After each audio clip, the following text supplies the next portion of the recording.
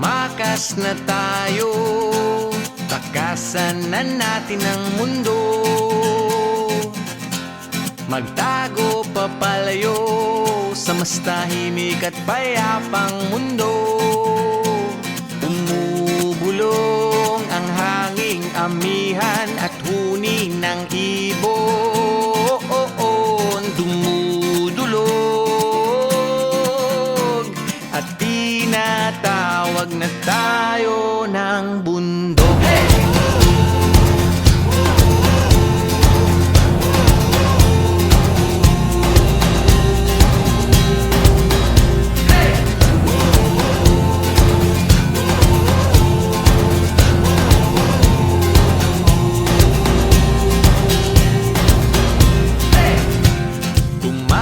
Na tayo, palayo sa maraming tao.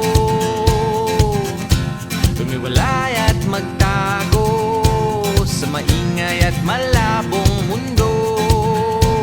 Bumubulong ang hanging habagat at hampas ng alon. Dumudulog at niyayakag na tayo ng karagatan.